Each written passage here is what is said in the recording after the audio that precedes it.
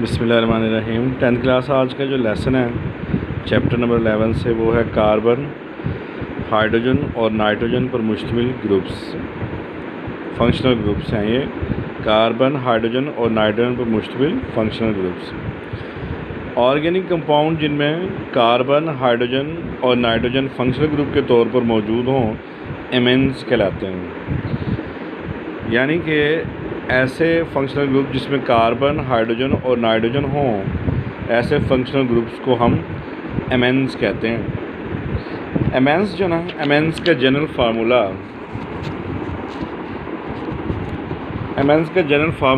NH2 होता है। इनका functional group single bond NH2 है।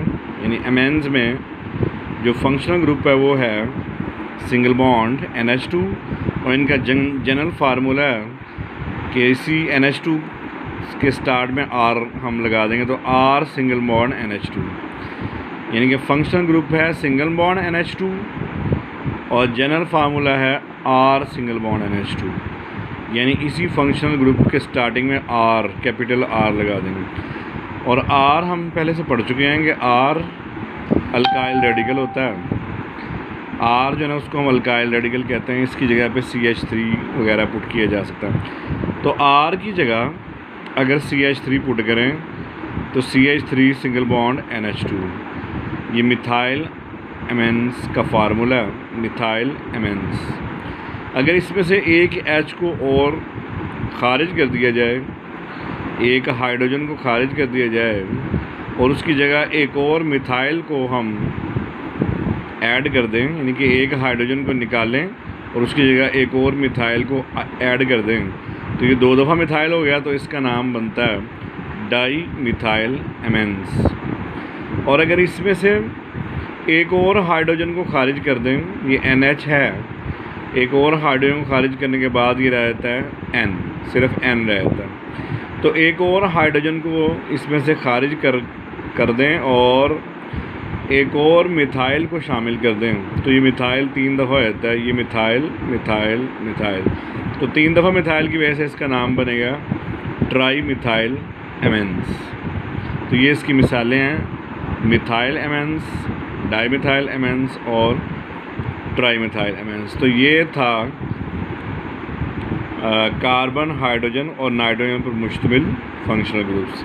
अगला पॉइंट है कार्बन, हाइड्रोजन और हैलोजेंस पर मुश्तमिल फंक्शनल ग्रुप्स। ऑर्गेनिक कंपाउंड जिनमें कार्बन, हाइड्रोजन और हैलोजन फंक्शनल ग्रुप के तौर पर मौजूद हों अल्काइल हैलाइड्स कहलाते हैं। यानी जिनमें कार्बन, हाइड्रोजन और हैलोजेंस होता है, ऐसे फंक्शनल ग्रुप्स को हम कहते हैं अल्काइल हैलाइड्स। और इनका functional group R single bond X होता है। R जो ना, ये R यहाँ पे अल्काइल रेडिकल है और X हैलोजेंस को ज़ाहिर करता है। और X की जगह पे कोई सा हैलोजन आ सकता है, chlorine, fluorine, bromine, iodine, astatine. X कोई भी हैलोजन फ्लोरीन या क्लोरीन या ब्रोमीन या आयोडीन हो सकता है। तो ये जो ग्रुप है, इसको हम, जो ग्रुप कार्बन, हाइड्रोजन और हैलोजन पर मुश्तमिल हो उसको हम अल्काइल हैलाइड कहते हैं। और इसमें फंक्शनल ग्रुप है R single bond X। R से मुराद अल्काइल रेडिकल और X से मुराद है कोई सा भी हैलोजन। इसके बाद हम डबल और ट्रिपल बॉन्ड के बारे में पढ़ेंगे। डबल और ट्रिपल बॉन्ड, इनमें 2 चीज़ें आ जाती हैं, एक है डबल बॉन्ड और दूसरा है ट्रिपल बॉन्ड। ये दोनों अलग अलग हैं, तो अलग अलग करके पढ़ेंगे। ऐसे हाइड्रोकार्बन जिनके मॉलिक्यूल्स में 2 कार्बन एटम के दरमियान डबल बॉन्ड मौजूद हो अल्कीन्स कहलाते हैं। अल्कीन्स कहलाते हैं, जैसा कि ये इसकी एक इजी सी एग्जांपल है ईथीन। ईथीन का फार्मूला है H2C डबल बॉन्ड CH2। तो ये हमें ज़ाहरी तौर पे ये नज़र आ रहा है कि कार्बन के दरमियान डबल बॉन्ड है। तो ऐसे हाइड्रोकार्बन जिनमें 2 कार्बन एटम के दरमियान डबल बॉन्ड हो तो उसे कहते हैं अल्कीन्स। तो ये कार्बन के दरमियान डबल बॉन्ड है। तो ये अल्कीन की एक मिसाल है ईथीन। इसी तरह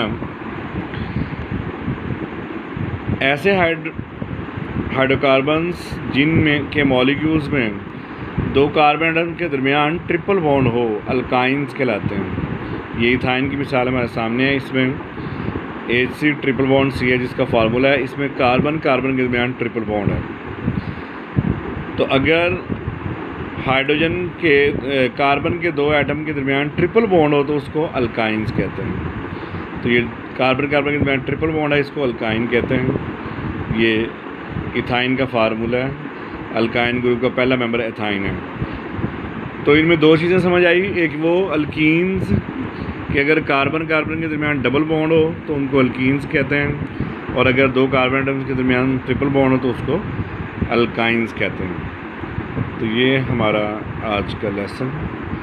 इसमें शॉर्ट क्वेश्चन भी निकाले गए हैं, वो भी आपको बताए जाते हैं।